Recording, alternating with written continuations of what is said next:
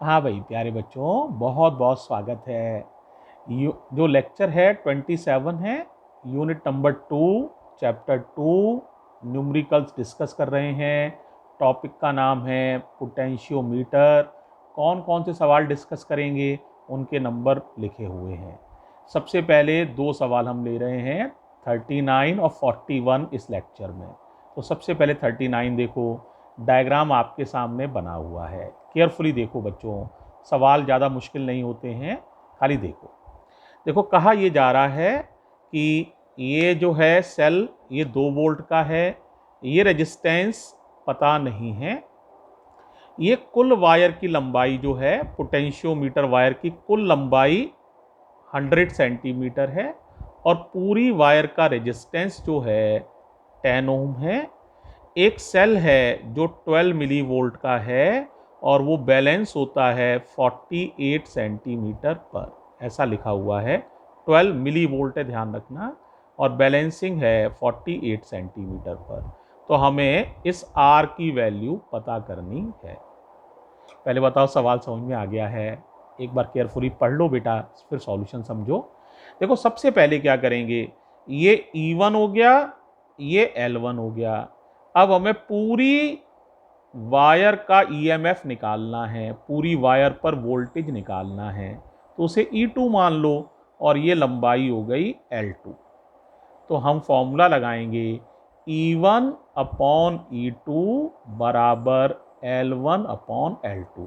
तो इस पूरी वायर का वोल्टेज निकल आएगा। समझ आ गया बच्चों? अब ये वाली वायर जिसका रेजिस्टेंस भी पता है और जिसका वोल्टेज भी मालूम है, और ये वाली चीज, ये दोनों हमारे पास सीरीज में हैं, ये आर और ये वायर वाला रेजिस्टेंस 10 ओम, और इसकी हेल्प से हम जो है आसानी से प्यारे बच्चों आर को कैलकुलेट करेंगे। तो एक बार देखो जरा, दोनों स्टेप समझो। पहला स्टेप आ रहा है, बताओ क्या कहा था मैंने, बताओ। E1, आगे बताओ बेटा, upon E2, E1 upon E2, आगे बोलो फॉर्मूला क्या था, L1 अपॉन L2। तो देखो बेटा लिख दिया E1 अपॉन E2। सॉरी बेटे, पेन नहीं चल रहे हैं, वीडियो थोड़ा सा डिस्टर्ब जा रहा है, घबराना नहीं, अभी मैं आगे ले रहा हूँ, काफ़ी पेन चला रहा हूँ। E1 अपॉन E2 बराबर L1 अपॉन L2। अब बताओ E1 की वैल्यू कितनी है, बोलो, 12 मिली वोल्ट। E2 निकालना चाह रहा हूं, L1 की वैल्यू कितनी है, 48 सेंटीमीटर, और L2 की वैल्यू है 100 सेंटीमीटर। समझ में आ जाना चाहिए, ठीक है। अब बताओ बेटा, E2 का मतलब है इस वायर के वोल्टेज निकल आएंगे। सॉल्व कर लो, 12 से ये 4 बार कट जाएगा, 4 से ये 25 बार कट जाएगा, तो E2 आ जाएगा 25 मिली वोल्ट। अब ये टोटल कितने वोल्टेज है बताओ, ये है 2000 मिली वोल्ट। 2000 क्यों? क्योंकि 1 वोल्ट में 1000 मिली वोल्ट होते हैं, 2 वोल्ट हैं तो 2000 मिली वोल्ट। अब देखो टोटल 2000 मिली वोल्ट है, वायर को कितना मिला है, 25 मिली वोल्ट। तो शेष वोल्टेज, बचा हुआ वोल्टेज इस रेजिस्टेंस को मिला है, तो इसका वोल्टेज हो जाएगा प्यारे बच्चों, बता सकते हो कितना, बोलो। 2000 में से 25 वायर का है, कितना बचा बताओ, 1975 मिली वोल्ट, ये इसको मिला है, ठीक है। यानी कुल मिला के ये है, इसको 25 मिली वोल्ट मिला है, और रेजिस्टेंस 10 ओम है, इसे इतने मिली वोल्ट मिला है, और रेजिस्टेंस पता करना है। अब ये वायर दोनों किस में है, ये दोनों सीरीज में। सीरीज में क्या होता है, करंट सेम होती है। नहीं समझ आया या आ गया? अब करंट का फॉर्मूला बताओ, आई बराबर क्या होता है, V अपॉन आर। तो क्या लिखोगे, V1 अपॉन R1 बराबर V2 अपॉन R2।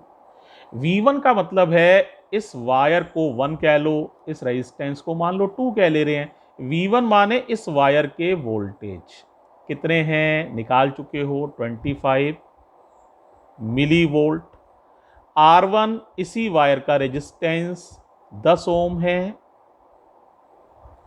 V2 माने इस रेजिस्टेंस के वोल्टेज कितने हैं, लिखे हुए हैं 1975 मिली वोल्ट हैं, मिली वोल्ट दोनों में ही हैं, ठीक है, कोई दिक्कत नहीं है, मिली वोल्ट से मिली वोल्ट कट जाता है तो कोई समस्या नहीं है। और R2 का मतलब है ये वाला R, ये R पता करना है, R2 की वैल्यू R है। इससे इसे हमने काटा, आराम से काट लोगे, 79 बार कट जाएगा, क्रॉस मल्टीप्लाई करो तो R आ जाएगा 790 ओम, आंसर। अच्छा, ये समझ पाए I1 और I2 बराबर क्यों किया, मेन बात यही है। अच्छा बताओ क्यों किया, क्योंकि ये वाला रेजिस्टेंस और ये वायर सीरीज में लगे हुए हैं, एक ही रास्ते में है, सीरीज में करंट बराबर होती है। और ये तो तुम्हें पता ही है, E1 अपॉन E2 बराबर L1 अपॉन L2। ये पोटेंशियोमीटर का प्रिंसिपल ही है कि वोल्टेज लेंथ के हमेशा प्रोपोर्शनल होता है, ठीक है। तो ये सवाल आसान है, समझ आ गया होगा बेटा। अब अगला सवाल जरा देखो, अगला सवाल ये है, देखो पहले बताओ सवाल दिख रहा है, पढ़ लो, 41 है। देखो बेटा, इसमें E1 की वैल्यू पता करनी है। ये लंबाई है वायर की 100 सेंटीमीटर, ये वाला सेल है, इसका EMF है 1.02 वोल्ट और ये बैलेंस हो रहा है 51 सेंटीमीटर पर। ये E2 is balancing on 51 centimetre. ये रेजिस्टेंस है R, ये स्विच है S, ये गैल्वेनोमीटर है, डायग्राम देख लो, सारा समझ में आ जाएगा। पूछा क्या गया है, सबसे पहले तो K पूछा गया है, पोटेंशियल ग्रेडियंट, फिर E1 पूछा गया है और फिर एक चीज़ और पूछी गई है, अगर S को हम क्लोज कर दें प्यारे बच्चों, तो क्या नल पॉइंट पर ये जो बैलेंसिंग लेंथ है, क्या इस पर कोई प्रभाव पड़ेगा या नहीं पड़ेगा। जरा सुनो भाई ध्यान से। सबसे पहले मैंने फॉर्मूला लगाया फर्स्ट पार्ट के लिए, वही घिसा पिटा फॉर्मूला है, E1 अपॉन E2 बराबर L1 अपॉन L2। अब बताओ E1 कितना है, E1 पता करना है, ये E1 तो पता करना है। E2 कितना है, 1.02 बेटे। L1, ये E1 के लिए ये लंबाई है पूरी, ये पूरा EMF इस लेंथ पर बैलेंस है, ये लंबाई 100 है। और L2 है 51, ये 51 जो है ये E2 के करस्पॉन्ड लंबाई है, E2 इस लंबाई पर बैलेंस है, तो 51 पॉइंट हटाएंगे यहाँ से तो ऊपर 100 आ जाएगा और 51 से क्या होगा बताओ भाई, 51 से 102 कट जाएगा 2 बार, 100 से कट जाएगा 100, तो E1 आ जाएगा प्यारे बच्चों, कितना भाई बोलो, E1 आ जाएगा 2 वोल्ट। अब हमें E1 निकाल लिया तो पहला आंसर देखो मैच हो गया 2 वोल्ट।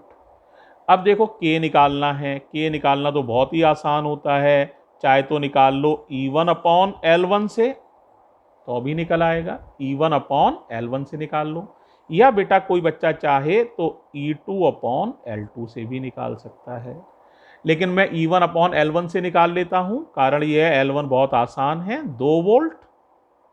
L1 था 100 सेंटीमीटर, याद आ गया होगा, L1 की वैल्यू कितनी थी 100 सेंटीमीटर, ये तो कोई लिखा भी था, तो 2 में 100 का डिवाइड करेंगे तो 0.02 वोल्ट पर सेंटीमीटर। पहले बताओ भाई यहाँ तक क्लियर है, कोई डाउट तो नहीं है। अब देखो बेटा लास्ट पार्ट है, इसको समझो, बड़ा आसान है। अगर S को क्लोज कर दिया जाए तो क्या नल पॉइंट पर कोई असर पड़ेगा या नहीं पड़ेगा, क्या वो नल पॉइंट P की तरफ शिफ्ट कर जाएगा या Q की तरफ शिफ्ट कर जाएगा, या अपनी जगह पर ही रहेगा, ये पूछा गया है। देखो बच्चों, इसमें से कोई करंट ही नहीं बहती है। जब बैलेंसिंग लेते हैं तो गैल्वेनोमीटर से कोई करंट नहीं बहती है। तो एस को चाहे तो आप क्लोज रखो या ओपन, इस सर्किट से कोई असर नहीं पड़ना है, क्योंकि कोई भी करंट नहीं बह रही है। करंट बह रही होती तो अंतर पड़ता, कुछ करंट इधर से जाएगी, कुछ इधर से जाएगी, कुछ अंतर पड़ सकता है। लेकिन बेटे गैल्वेनोमीटर में कोई करंट नहीं बह रही है, इसीलिए स्विच एस को चाहे ओपन करें या बंद करें, इसका कोई प्रभाव पड़ने वाला नहीं है। इवन इस रेजिस्टेंस की वैल्यू को चाहे हम बढ़ा भी दें या कम कर दें, जितनी भी है इससे बढ़ा या घटा भी दें, तो भी नल पॉइंट पर कोई प्रभाव पड़ने वाला नहीं है। मैंने यहाँ एक लाइन और भी जोड़ दी है, एस को बंद खोल करने का भी कोई असर नहीं पड़ना है, एस को ओपन या क्लोज करने से भी कोई असर नहीं पड़ना है, इवन आर की वैल्यू को चेंज करने का भी कोई असर नहीं पड़ना है, क्योंकि नल पॉइंट लेते समय ये रीडिंग गैल्वेनोमीटर की 0 है, तो इस आर्म में कोई करंट ही नहीं चल रही है। इसीलिए इन रेजिस्टेंस के बदलने से, इसको बंद या ओपन करने से या क्लोज करने से कोई अंतर नहीं पड़ेगा। ठीक है, तो इसका आंसर समझ सकते हो। क्या आंसर हो जाएगा? No change. यानी एस को अगर हम बंद करें या खोल दें, इसका बैलेंसिंग लेंथ पर कोई प्रभाव नहीं पड़ेगा। मोर ओवर आर की वैल्यू को भी अगर हम चेंज करें, बढ़ा दें या घटा दें, इसका भी बैलेंसिंग लेंथ पर कोई प्रभाव नहीं पड़ेगा। प्यारे बच्चों, मुझे पक्की उम्मीद है कि ये सवाल आपको अच्छे से आ गए हैं। ठीक है, थैंक यू बच्चों, थैंक यू सो मच।